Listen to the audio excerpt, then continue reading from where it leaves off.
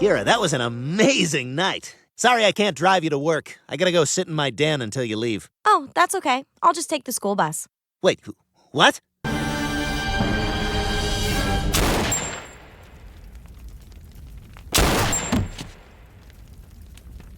It's just been revoked. Family Guy, the animated sitcom known for its cutthroat humor and satire, often pushes boundaries. However, some episodes and jokes have sparked outrage, leading many to question whether the show has gone too far. From insensitive jokes about race, gender, and disabilities to graphic violence, has Family Guy crossed the line? Number 33, attempted murder and kidnapping. If there's one thing we know about Lois, it's that she has a tendency to hyperfixate on the smallest things.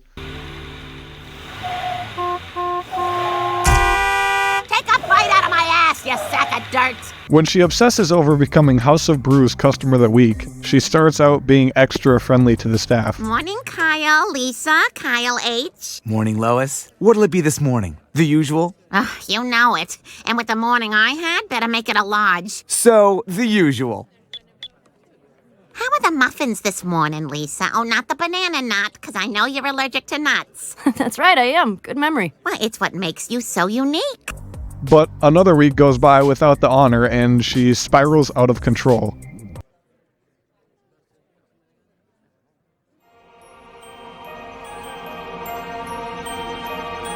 Everybody, if we could have your attention, we'd like to announce this week's Customer of the Week. Huh? I've never seen them do it live. This must be what it feels like to see Bruce. This week's Customer of the Week is... Lester! Lois uses a barista's peanut allergy to create a situation where she can be a life-saving hero. Instead, the allergic reaction causes a horrible car accident, putting that girl in the hospital.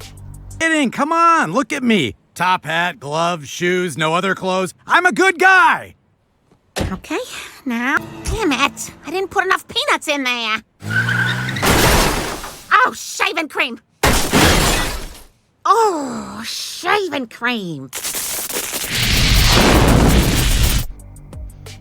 Lois kidnaps another employee who learns of the crime, and that is roommates. When I hear allergy, I think rash, not throat-closed car crash.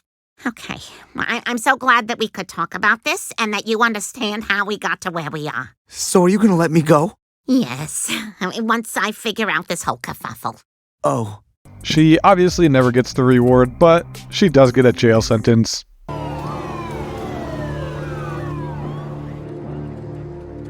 Lois? I'm just finishing the dishes. I'm a good person, Joe. Sometimes good people do bad things, Lois. You can finish the dishes, and then I gotta take you in. Number 32, Herbert the Pervert. Another common theme in Family Guy is pedophilia, as the Griffin family's creepy old neighbor Herbert is the vessel for so many vulgar jokes.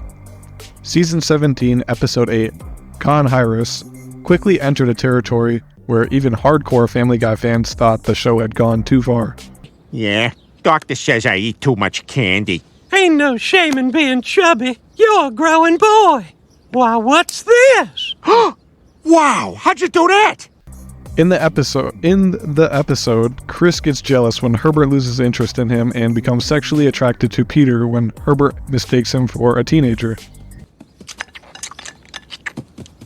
But Mr. Herbert, you always made the cookies with the large pill in the center for me. Sorry, Chris. He just got to him first. I thought I was your favorite.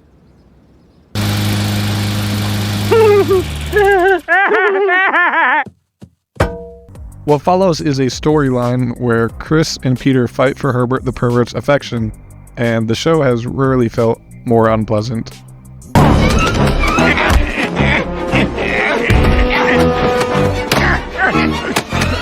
Jesse, is this really happening? Why are you being such a jerk, Dad? Dad? Yeah, this is my dad.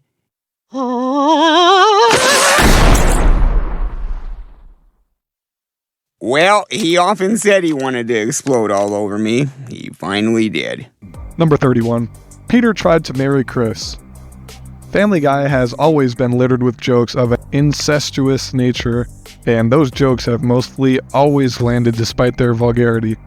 And your father loves you too. He just has trouble expressing his emotions. I love Mike and Molly. I love Mike, and I also love Molly. And I don't care who knows it.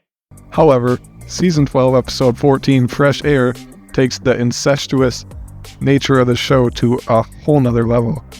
And way too far. I've been busting my ass for the last week trying to suck up to Chris. The Chris? What the hell for? Well, Carter kind of decided he's going to leave all his money to Chris, so I've been trying to get on his good side. I even cleaned his room for him the other day. Wish I hadn't done that. In the episode, Peter tries to marry Chris, his own son, after Chris inherits the Pewterschmidt fortune, which is a funny premise. Chris Griffin, will you marry me? What?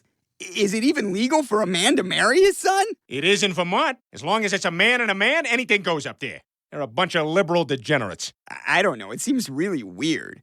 But it's Peter's actions that make the episode wholly disturbing. Not only does Peter steal his wife's wedding ring to use to propose to Chris, his son, but he even kills an innocent child. Hey, you remember that kid you said was bullying you at school? Well, here's his head. Ah! That's not even him! That's the deaf kid! Oh, that was sign language. I thought he was trying to defend himself with terrible karate. Number 30.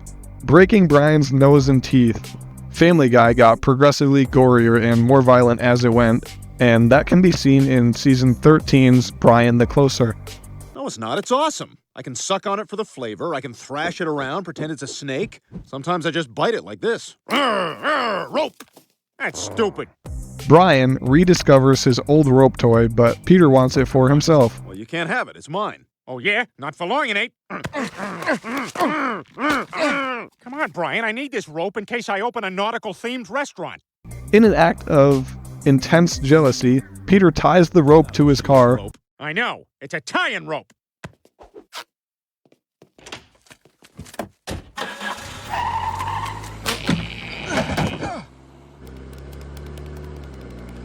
Come on, Brian. You better let go. Brian refuses to let go, resulting in him smashing his head against a fire hydrant.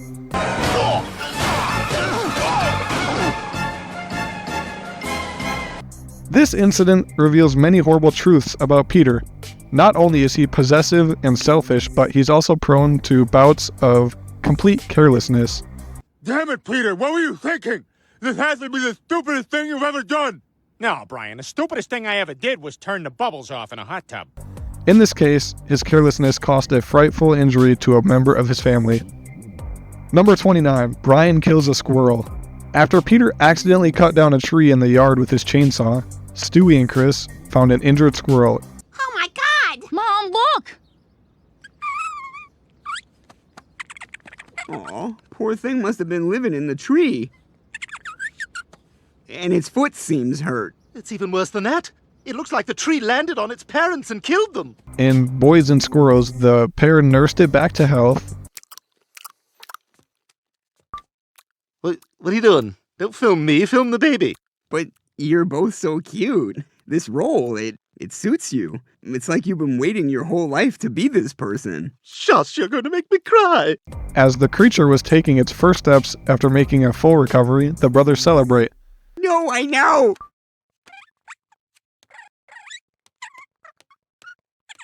Look at that! Oh, I'm going to cry.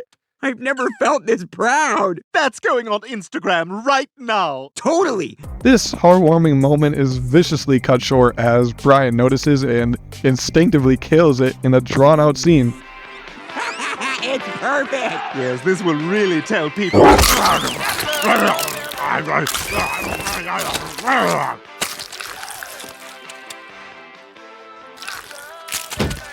Rather than blaming Brian, the brothers immediately turn on each other, blaming the other for not protecting it properly.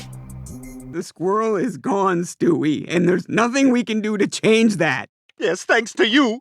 If it weren't for you, our sweet baby would still be alive. Me? That's right. If you hadn't kept the squirrel up so late, none of this would have happened. That squirrel should have been in bed, Chris. It was 7:45. Number 28. Lois cheated with Bill Clinton. Peter and Bill Clinton start to hang out after the former president's car breaks down in front of their house. I appreciate your help, man. We're a little overloaded because I'm having a fat chick party back here. All right, girls, I've turned off the AC. First one to have a bead of neck sweat reach their butt crack wins. They become good friends, but also get up to trouble, and Lois does not approve. Boy, I'm getting kind of hungry. Me too. Hey, pull over, man, pull over. Dude, check it out. There's a pig behind that fence. All right, I'm starved. Let's do it.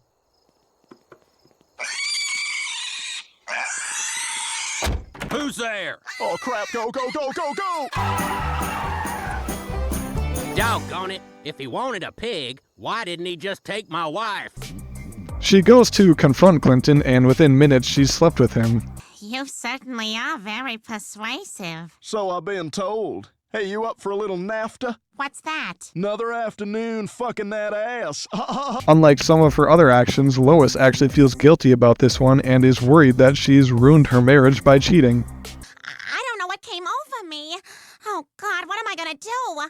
Hey, Bill, you up for a little bowling? I swiped some money out of Lois's purse. I don't think she'll notice because she's here humping you. She tells Peter that he can sleep with someone else if he wants to fix things. Peter, I think I've got a solution that'll make things right for both of us. I'm listening. Well, the way I figure it, the only way to even things out between us is if you have sex with someone else, too. You want to get me laid? Yes, Peter, because I don't want to lose you. Well, it would make us even. All right, Lois, if you really think it'll work. Trust me, it'll work better than the first telephone. Although he ultimately decides he doesn't need to sleep with anyone else, he ends up doing so with Clinton too.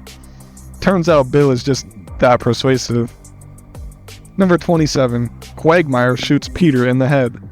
During a hunting trip, Peter accidentally shoots Quagmire in the arm. No, I just want to make sure your safety's on. Yeah, see, Quagmire? Safety's on. Now, this is a gun without a safety. Quite the difference, huh? Damn it, Peter, you son of a bitch! You shot me! Oh my God, Peter, that might be the dumbest thing you've ever done! Fed up with Peter's stupidity, Quagmire severs ties and forces Joe to choose sides in their friendship. Hey, Joe, I'm over here. Joe, come sit with me. Come on, you guys! Joe, I got a box of saltwater taffies, and you can have 2. Joe, I got a deck of cards you can put in your wheels to look cool. Joe, I'll do the wavy stomach for you. Looks like a real wave. Joe, I can scream your name real loud. Joe! Joe! Joe! Eventually, Peter decides that the only way for them to mend their relationship is for Quagmire to shoot him in the arm, which Quagmire is all too eager to do. All right, Quagmire, I have given this a lot of thought. I need you to shoot me in the arm so we can be friends again. Okay. Whoa. No. I was supposed to offer, and then you were supposed to say, no, Peter, I'm not going to shoot you, although I do appreciate the gesture. Hand me the gun, Peter. I passed the test? No, Peter. I'm gonna shoot you like a dirty animal. When Peter balks, Joe does it instead. And while Peter argues he should shoot Joe now, Quagmire shoots Peter in the head. Look, I was trying to do the decent that thing. bullet in your arm, See Peter. a movie. Ah, son of a bitch! It's over. We're all friends again. What the hell, Joe? I'm just trying to settle this nonsense. Nothing got settled. You shot him. I'm the one who has to shoot him. Wait a second. All right, then I get to shoot Joe. All right, he shot me. I mean, if we're doing things fair here, then... Just shooting Peter would be bad enough, but it also drops his cognitive abilities far below where they were. Have I told you that we're all friends again? Yes, Peter, we were just talking about it. You're gonna take me to the zoo and roll me around. And we're all friends again. Number 26. Animal abuse.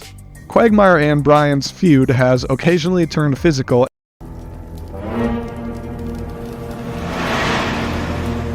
What the?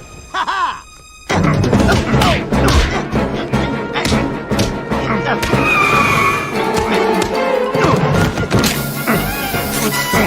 And arguably the worst one of these occurs shortly after Ida's transitioning. For me, it was easy. Do I want to be happy the rest of my life or miserable? So now you're happy and I'm miserable. I see. I'm sorry you feel that way. Brian. Ida. 2 more, please. So I finally tell them, hey, I came here to be at the seminar, not run it.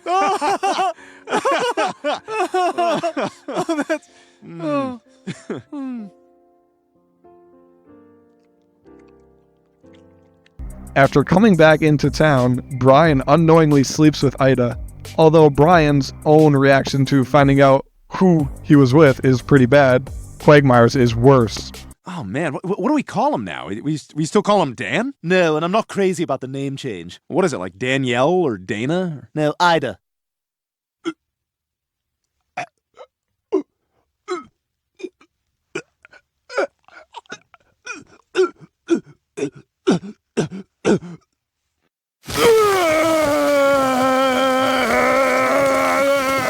When he finds out, Quagmire barges into the Griffin home and ruthlessly beats Brian throughout the house.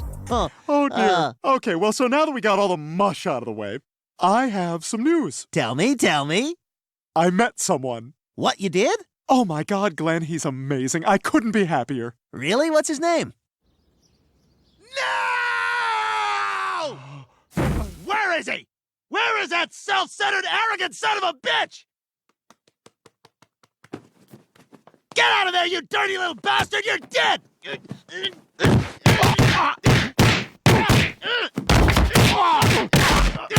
It's easily assault and animal abuse, and while Quagmire may not face any justice for his actions, at least Brian's parting words seem to cut deep.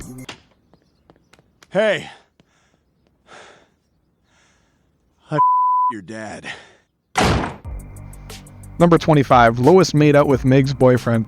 Poor Meg has it rough. She's constantly mocked about her weight, is the butt of many jokes, and serves in general as the family's punching bag. Mom, Dad, is it okay if I invite my new boyfriend over for dinner tonight? Yeah, what? Yes, I share your mother's skepticism. No, really, I have a boyfriend. His name is Anthony. Well, Meg, if you're telling us the truth, I just hope to God he's an improvement over the last one. Thanks, Mrs. Griffin. That was delicious. You're welcome, Justin. It was a pleasure to meet you. Come on, I'll take you home. Okay, babe. So it does her confidence some good to bring home a cute new boyfriend. Lois, get in here. Shh. Meg's boyfriend. But there's nothing wrong with him. Mom, where's my... Quagmire, get over here. You gotta see this. But when Lois is jealous of the attention her daughter is getting, she sends Meg off on an errand and moves quickly to take what she wants. Attractive. Now what are we gonna do about it? Oh my God, wow, this is so cool. I've never had a MILF come on to me before. Can I kiss you? Let me ask you this. Do my gray hairs bother you? What gray hairs? Kiss me. Meg comes back to see her mother and Anthony making out on the couch. Mom, I forgot my keys. Do you know where... Rape?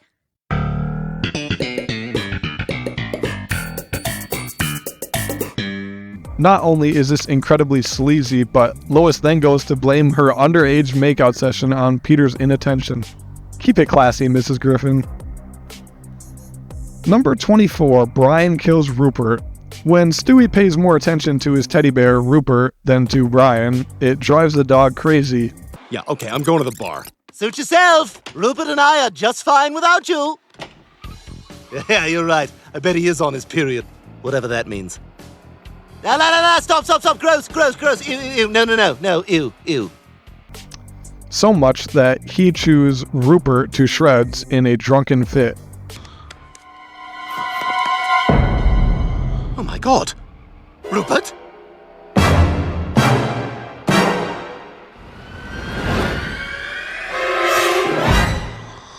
No! Rupert! Murderer! You killed Rupert! Whoa! Hey, what's going on? You killed my best friend is what's going on! Oh. Uh-oh. Bear-killing bastard! Oh my God, Stewie, I am so sorry. I was drunk. It was an accident. I must have thought he was a chew toy. Later, Brian admits that he did it on purpose, out of jealousy. I was sick of you talking to him all the time. I was sick of you complaining to him about me when I'm right there in the room. And I was sick of always playing second fiddle to that bear. He's not even real. You did it. On purpose? Hardly a valid excuse for murdering his most prized companion and sole confidant. Ankle, it's not a big deal. It's already swelling up. Just let me— Back off! I'm doing this on my own. For Rupert. Damn it, Stewie. Just sit there, will ya? I'll get us up. I didn't want your help. Well, you need it, so it's happening. To Brian's credit, he does earn Stewie's trust back by helping him send off the departed bear and secretly gives his friend a new Rupert, but it barely makes it up for the dog's petty behavior over a stuffed toy.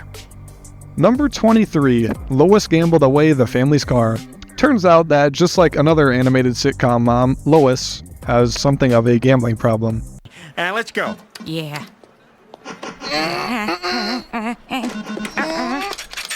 It's funny, I never knew video poker could be so much fun.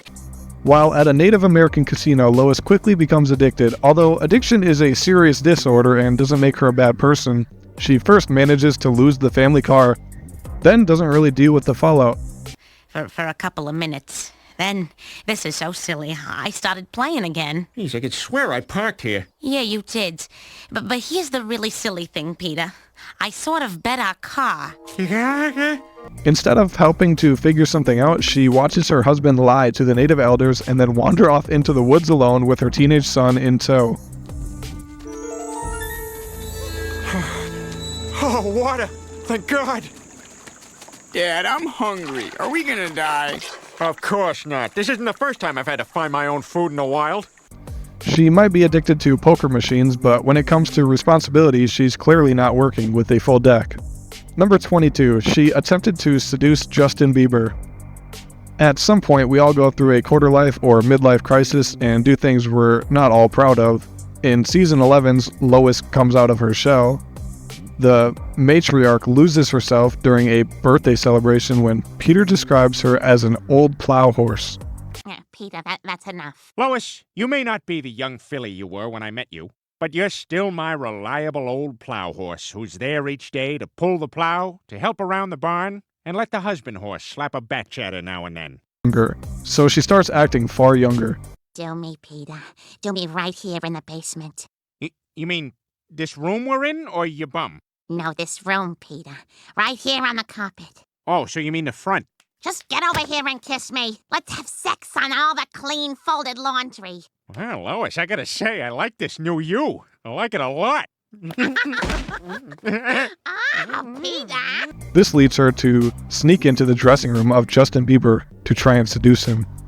Just get your pants off, hon. Stop right there! Get away from her! Peter? Who are you? How'd you get in here? Step away from my wife, you acorn penis beauty! Look, I swear, nothing happened. Just relax, old man.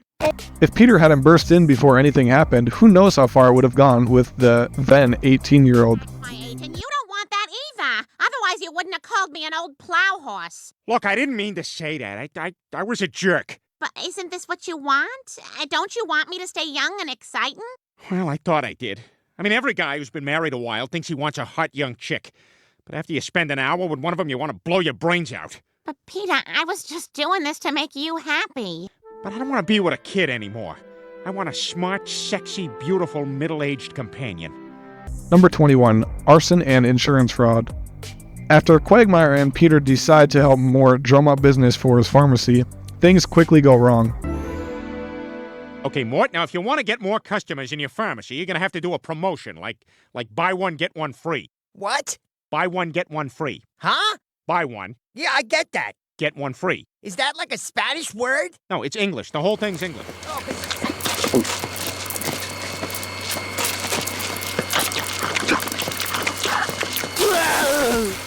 Quagmire's horniness distracts him, losing the pharmacy's banner, which causes a bus accident, killing everyone on board. Oh no! Jeez, that was a close one. Yeah, but at least nobody got hurt.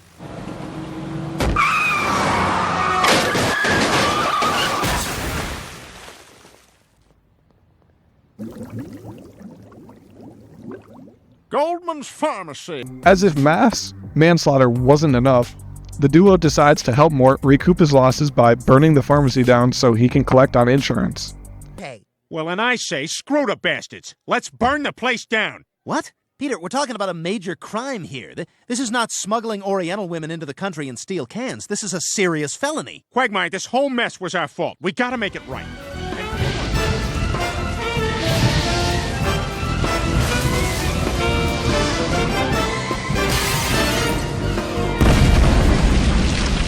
Oh my God!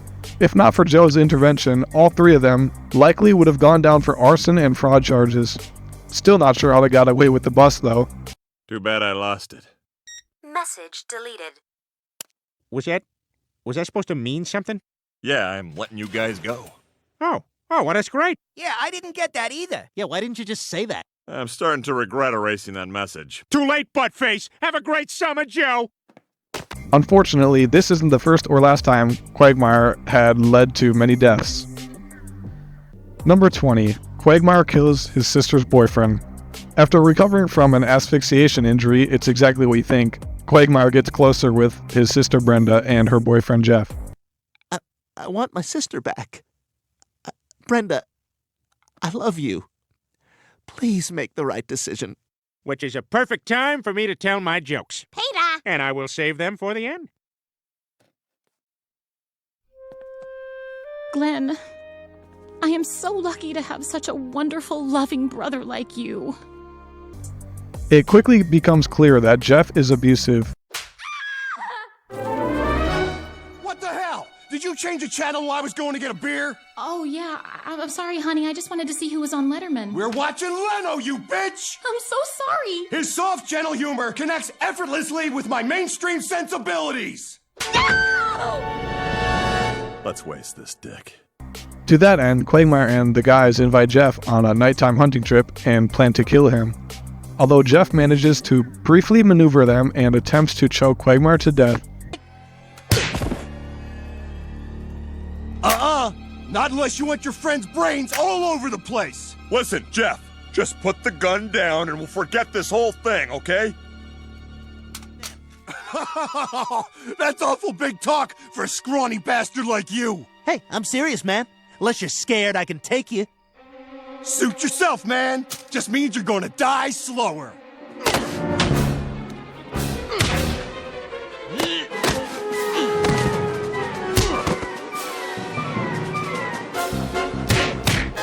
Quagmire's tolerance for choking allows him to slip away and run Jeff down with a car.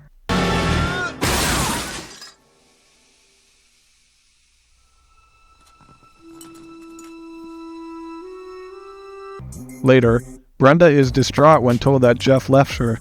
Quagmire were with you last night. If you tell anyone otherwise, I will come back and not only hit you, but I will murder you. And no one will care because you're garbage. And your baby is going to be a child of garbage. It's a little rough, Peter. I didn't write it, Joe did. I wanted it to sound real. It's gotta sound like he wrote it. Plus, she kinda is garbage, Quagmire. Now, we're not saying that Jeff wasn't a garbage excuse of a human being, but Quagmire still commits murder. Number 19, Quagmire sleeps with Loretta. For all of Quagmire's sexual antics, we'd like to think that he'd at least draw the line when it comes to his friends' wives. Oh, you're gonna have to reach into the cookie jar. Well, I can't just, you're my best friend's wife, reach in there. All right. Yeah, you go in and get that. Show that fishy who's boss. Loretta, they have some of that 3-bean salad you're so fond of. Sadly, such is not the case, as he has an affair with Cleveland's wife, Loretta, in the Season 4 episode, The Cleveland-Loretta Quagmire. Loretta is screaming. Trouble at the old mill? What are you, insane? Somebody fall through the ice? It's summer. Bobcat? Loretta's in trouble. Come on, boy. Peter Griffin, temporarily suspended CPR. Holy crap. We should go. Cleveland soon finds out about the pair and divorces Loretta. 'Cause I am through being your wife. Well, I may not be perfect, but I deserve better than you. Look at that, Lois. As beautiful as an HBO minority fairy tale. He and Quagmire make amends by the episode's conclusion, but it is certainly a bumpy road. Oh, hey, Cleveland, I was just leaving you a message. You violated the sanctity of my marriage.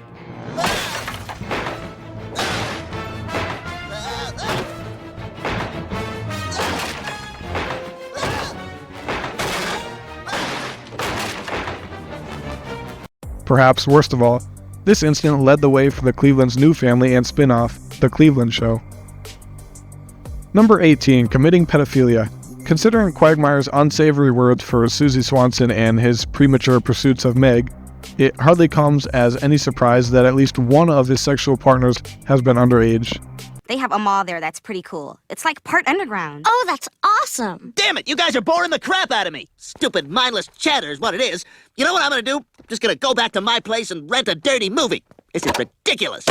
It hardly comes as any surprise that at least one of his sexual partners has been underage.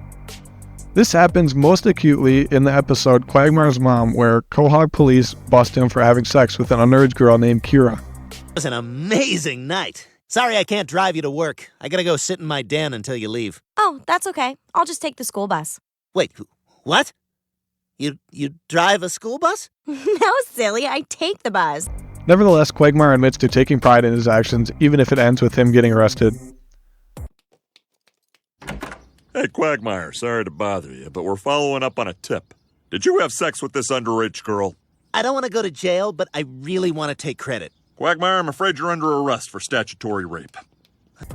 Odds are this is not the first time he's committed statutory rape in the show's 18 seasons, just the first time he's been caught. Rape. All right, but let me just send the pictures I took of her last night to all my friends. Oh, yeah! Boom! You're disgusting. Take them away. We've got all the awesome evidence we need. Number 17, Peter shoots Joe and Quagmire. The 10th season premieres with a jarring episode as the Griffin's lottery win unleashes Peter's cruel streak. Yes, we won the lottery! I'm getting a penis butler. Sir? All right, buttle my penis. Buttle it! Okay, Quagmire, I want you to take the first bite out of this fudge pop, because that first bite is the one that really hurts. Well, okay. Ow! He coerces Joe and Quagmire into degrading performances, subjecting them to a sadistic game of BB gun target practice. Okay. Another June. Oh, what a day. Another sunny honeymoon. Another season. Another reason for making whoopee. When asked to spare their faces, Peter callously defies the request, intentionally shooting Joe in the eye and Quagmire in the throat for speaking out. It was really close to my eye! Relax, Joe. I'm nowhere near your eye. Hey, Joe, open your eye. Gotcha. What the hell, Peter? You shot him in the eye! Keep singing, you, and keep your chin up so I can see your throat. No, screw this! You're a jerk! Jerk?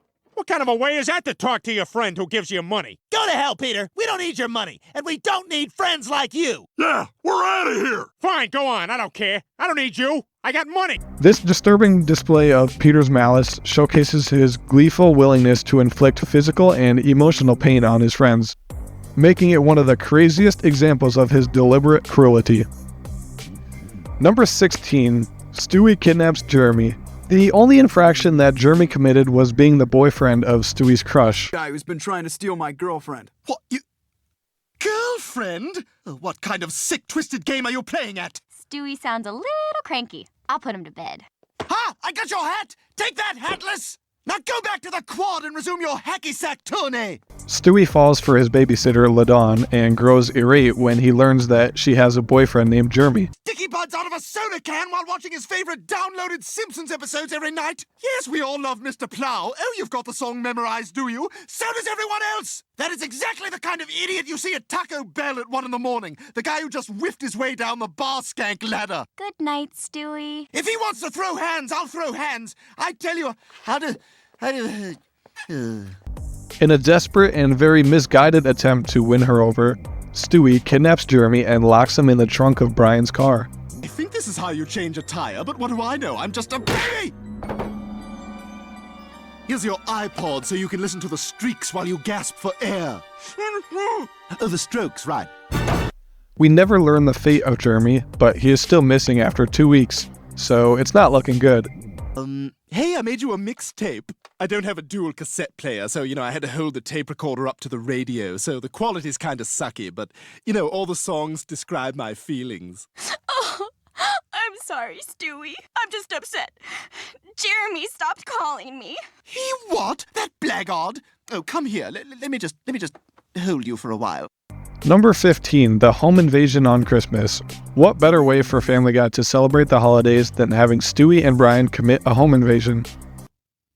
Hello? What are you doing in my house? We're Santa Claus. Yeah, you're Santa Claus. That's why you broke in through the window. I'm calling the cops. They take on the role of Santa and break into their first house by shattering a window. And to prevent him from calling the cops, Stewie beats him over the head with a baseball bat. It's kind of a funny story. What the hell did you do? He was gonna call the cops, man. You can't call the cops on Santa. Now help me move this guy's body.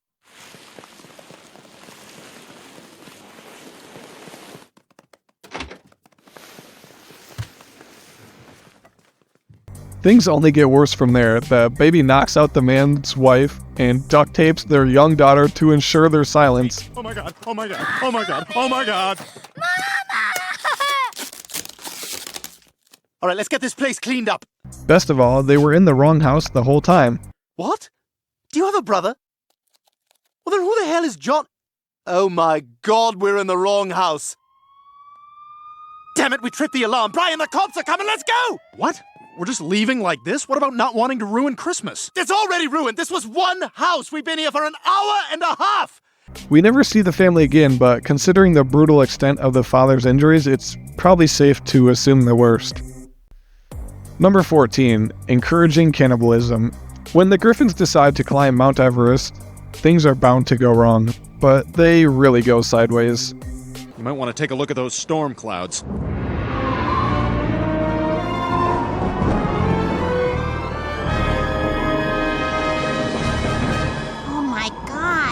Looks like it's closing in fast. We're all gonna die! All right, everyone get into a hilarious pose, so when they dig out our bodies, they'll have a good laugh.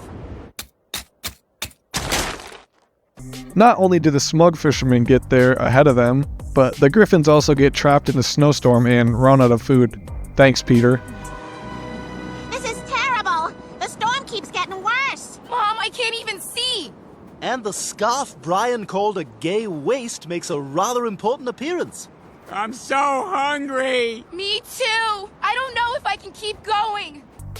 When they come across the dead body of the fisherman's son, Ben, Brian suggests the extreme, that they eat him. Sure, it's an extreme set of circumstances and it's hard to judge anyone who's been that hungry and desperate. Oh my god, it's Ben Fishman. Is he? Yep, he's dead. Oh great, not only are we caught in this blizzard, but there's some maniac up here freezing people to death. That poor boy. We should bury him. It's only right. Yeah, we should, Lois. You're right. Or we could... Could what? Eat him. But, on the other hand, it's disturbingly easy for Brian to suggest this. Granted, it's not technically cannibalism for him. Number 13, Brian shoots a waiter. While on a rescue mission, Stewie gives Brian a gun and silencer to defend himself against a gang of kidnappers. Relax, they're Arabs. People will still be rooting for you. While reluctant at first, Brian starts having a little too much fun with his firearm, comparing it to a video game. He manages to gun down a few grunts. Son of a bitch. Oh, this is like a video game. Huh. I'm kind of good at this. And then shoots a waiter on another boat for literally no reason other than to show off. Later, dink. It's especially terrible with that cocky smile on his face as he pulls the trigger. And it was especially dumb since it was his last bullet, leaving him defenselessness against the bad guys. Bad shooting, Tex.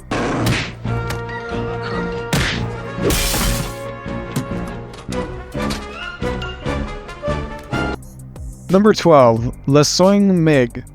Meg is consistently the subject of torment, even at the hands of her own family.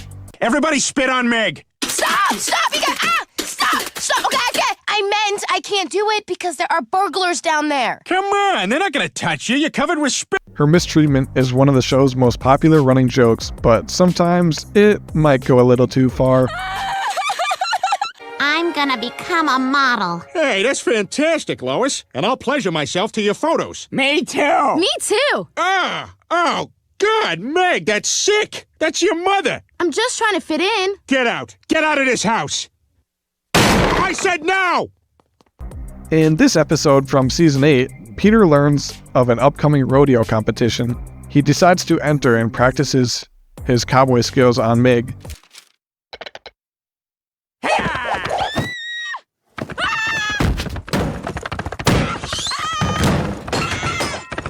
In one rather shocking sequence, he lassos Meg while she's laying in bed, violently drags her down the stairs, and takes her aside before attempting to brand her. Dad, what are you doing? All right, Meg, this is only going to hurt for about 3 weeks. What the hell? That there's my steer, Griffin. Peter was never going to win any Father of the Year awards, but this whole charade might have just put him in the running for worst dad ever. Number 11. Stewie kills Lois. Stewie has long harbored thoughts of matricide, and he finally gets his wish in Season 6's Stewie Kills Lois. To prove to Brian that he's not all talk, Stewie goes through with everything by shooting his mom on a cruise ship.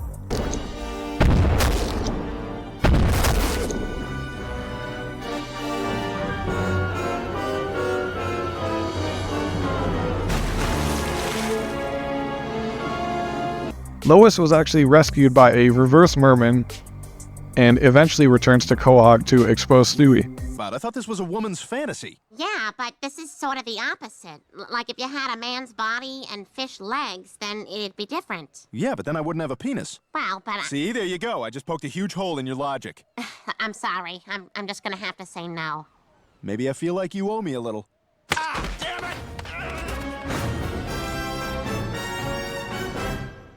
All right, Peter, I'm going to kill Stewie. Dinner's in the oven. All you have to do is turn it to 350 at about 5:15. Yeah, okay, Lois. Are you listening? Yeah. What did I just say? Turn the oven to 350 at 5:15. I heard it. While this whole thing was a simulation, the fact that he was able to rig up a scenario like this in the first place speaks volumes about his depraved and maniacal mind.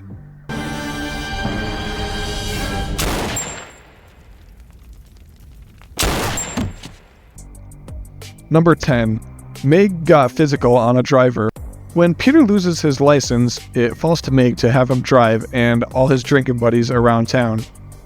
All right. Jeez, Lois, I'm just trying to amuse myself since I don't have a damn driver's license. Look, Peter, it's getting a little annoying having you around the house all the time, so you'll be happy to know I got you your own personal driver. My own driver? Holy crap, that's awesome. Where is he? She's right here, Peter. Man. Hey, Cleveland, who would you rather do? Queen Latifah or Halle Berry, but she's been dead for 6 hours? Oh, man, that's a tough one. With her father and the guys tormenting her in the back seat with her childish antics, Meg understandably grows increasingly frustrated. Hey, Meg, don't be such a hothead. What? Hey, Meg, you sure look hot today. What? Hey, Meg, I lit your scalp on fire. But instead of kicking them all out or insisting that she won't take that kind of abuse, she redirects her anger in the worst possible way.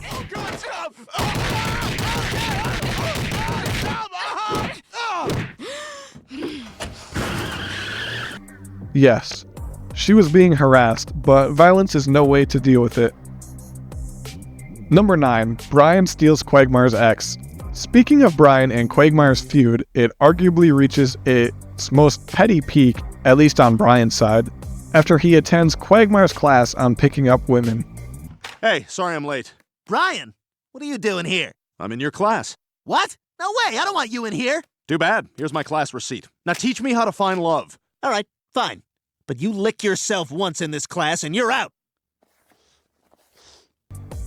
After Quagmire's method proves ineffective on landing a woman that Brian is interested in.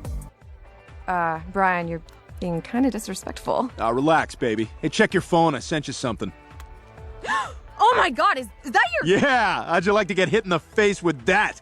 Okay, you know what? I'm gonna go. Why, you getting more moles put on? You know, I came here because I thought I'd made a mistake by not giving you a chance, but it's obvious you're just another typical jerk.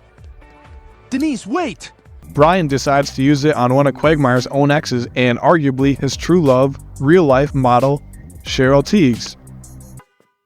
Hey, Cheryl, get your fat ass over here before I dump you. He's so bossy. I love it. Well, it was great seeing you, Glenn.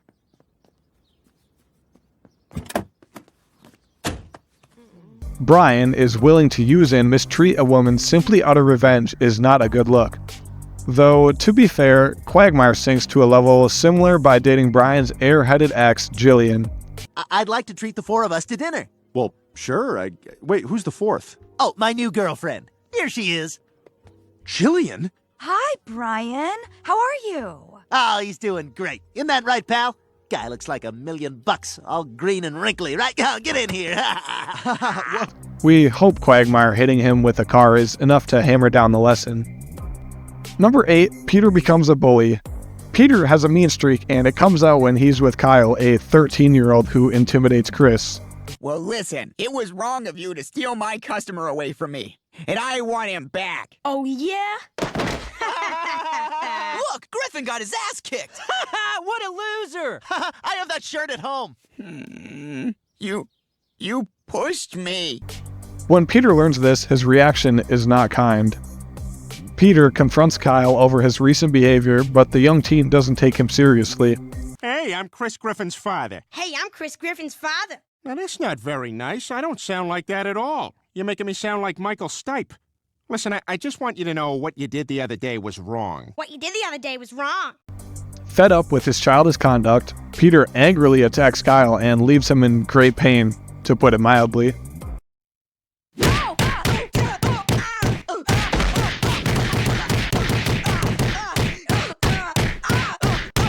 While admittedly, Peter's reaction is a little satisfying, it doesn't take away from how disturbing the whole thing was. Plus, this is actually one of the rare instances where Peter morally acknowledges his actions and shows some semblance of remorse. Hey, listen, sorry about beating you up. I felt pretty bad about it. Hey, this look like a spaceship to you? Sorta. Huh. Number 7, robbing a bank. When Peter's not otherwise subjecting Meg to dreadful treatment, he's making her an accomplice in his crimes. In a stunning reversal, this episode sees Peter and Meg actually bonding and spending some quality time together. Yes, Dad. I know a lot about you. You do? I know you're afraid of guacamole. It's the devil's vomit. In the last election, you voted for Mighty Mouse. Time to put the Mighty Mouse in the White House, Meg. And well, here we are. Oh my God, Meg, there's a keg party. Let's go. If we meet any chicks, you're my daughter. That is, if robbing a bank counts as quality time. Peter proudly walks into the branch to show Meg how he pays for his shenanigans. He then whips out an assault rifle and robs this joint. Meg, you've probably wondered from time to time how on earth I pay for all my shenanigans. Well, I'm going to show you. This is a robbery! Everybody get on the ground! Dad! There's no time to argue. We got 150 seconds before the police respond to the silent alarm. Now check those bags for dye pack. Robbing the bank is bad enough, but Peter demonstrates an untapped level of hideousness by ordering Meg to do his dirty work. Number 6, killing of Brian, was wildly successful in making people revisit the Family Guy series. Let me buy you lunch. Thanks to you, the Indians killed all the white people and took over America. I mean, you're the one who's always saying never alter the past. Oh, come on, Brian, let's be honest. I frequently alter the past. Many people were both shocked and outraged that Family Guy would kill off one of its main characters. Brian, look out! Ah, Brian! Oh my God! Brian! Brian, can you hear me? Holy crap, what the hell happened? That guy sucked. The death itself was gruesome as a reckless driver hit the dog with their car before driving away. Oh my God! Brian, no! I can't believe it. You really... Damn it, Brian, you can't die. We were going to do so many things together. We were going to become windsurfers. I was going to be a little better than you, but we were both going to be good. I know Peter wanted to say a few words. Oh boy, this is probably the worst pain I've ever had to go through. And I've sprained my ankle twice. While this was not as insulting as the way most of the Griffin family forgot about him once they replaced him with another dog. Hey, guys, I want you to meet our new dog, Vinny. Vinny, this is Joe and Quagmire. Hey, Vinny. How you doing? Real good. Hey, so I hear you're a cop. That's right. Hey, that's great. Number 5. Brian goes after Lois. Even before this episode, we've seen that Brian harbors romantic feelings for Lois, but he usually keeps it under control for the sake of his friendship with Peter. What do you think's keeping Peter? I hope he gets here before they give you your award. Well, you're here, Lois. That's enough for me. Oh, you always know just what to say. However, when Lois and Peter's relationship is on the rocks, she and Brian start growing a little closer. What? Peter, where the hell have you been? Every time that we go to a hotel, you hide the key to the minibar from me. But I found it. Lois. Hey, good morning. Oh, good morning, Brian. Oh, that's a lovely fragrance you're wearing. What is it? Oh, this is Hart's Mountain Flea Dip. Kills ticks, fleas, and mosquitoes. It's very potent. Almost as potent as the inspiration you give me to plumb the deepest fathoms of my soul for a literary bounty of truth and loveliness. It seems sweet until Brian loses control and tries to force himself onto Lois. Oh my God, Brian, no! No, stop it! What are you doing? I can't help myself, Lois. I know you're married to Peter, but I love you and I can't stand it anymore. Brian, no! Thankfully, Lois is able to push him off because the situation can escalate and he deeply regrets his actions.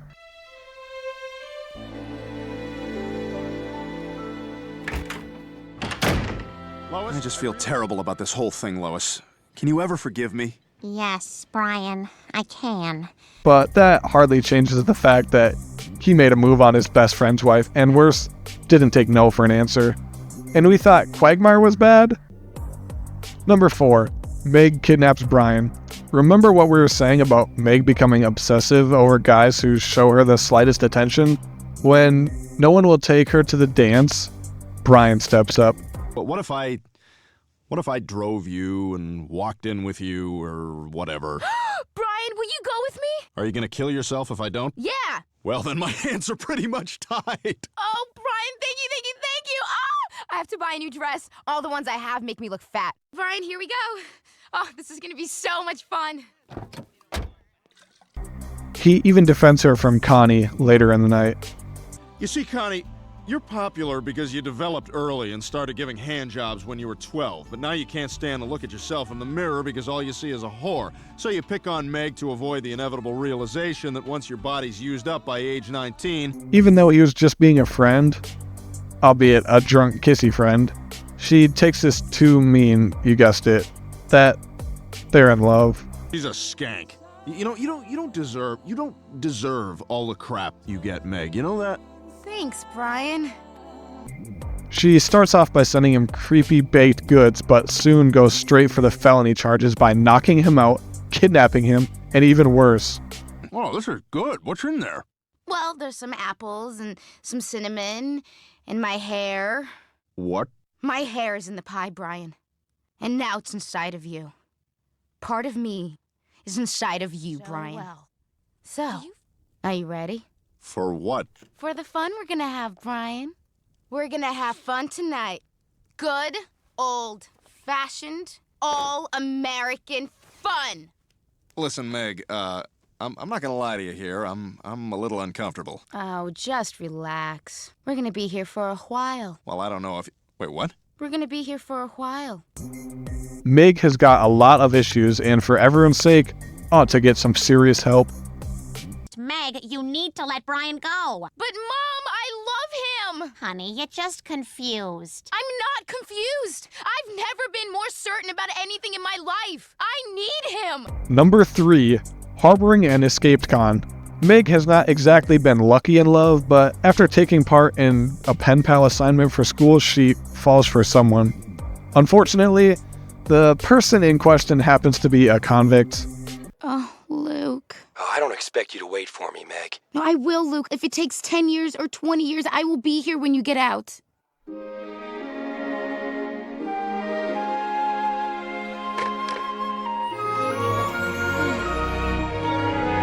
At first, she just visits him in prison, but when he breaks out, she actually tries to hide him from the law.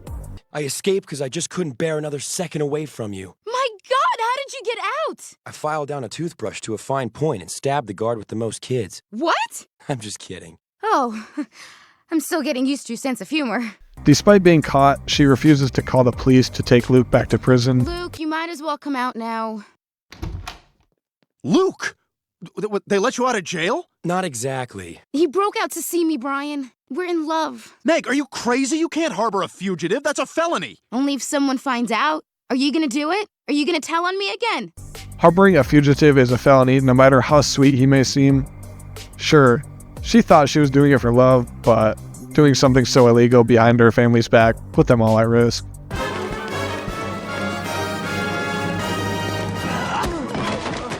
You're going to jail, punk. It's a crime with serious consequences, which is something she found out the hard way. Plan. You're under arrest for harboring an escaped convict. Oh, well, that's only fair because after all, I did hide him from the— What? Number 2. Giving Stewie and Chris an STD. Stewie and Brian are the show's most developed duo. Stewie decides to cement that bond by performing a blood ritual with the dog. Brian agrees, only for Stewie to wake up with herpes. I don't know, you're a gross slut. Look, it can't be my fault, Stewie. I don't even have herpes. Oh, yeah? Let me see. Hey, what are you doing? Stop it! Oh my God, look at you! You're more herpes than dog! Okay, fine, I admit it. I gave you herpes. Thanks to his so-called blood brother, out of all the horrible things Brian has done to Stewie, belittling his creativity out of jealousy, treating him like dirt, or frightening him for fun, this is the most underhanded. You know, my uncle was in the army and he got genital buppo from a Saigon whore. And... Shut up! Just shut up! You should be ashamed of yourself. I mean, look at me! And on the same day, I'm supposed to help with my friends' wedding invitations. He knew he was infected, but swapped blood with Stewie anyway. It turns out that he also gave Chris herpes, making him a repeat offender. And finally, number 1, blowing up a hospital. Both Peter and Lois go against Brian's advice and decide not to vaccinate Stewie. Become fervent anti-vaxxer, but Lois eventually changes her mind when Stewie becomes sick. Thanks for watching. Don't forget to like and subscribe to Quahog Guys for more Family Guy content, and if you like this voiceover, say, "We like the new voice" down below.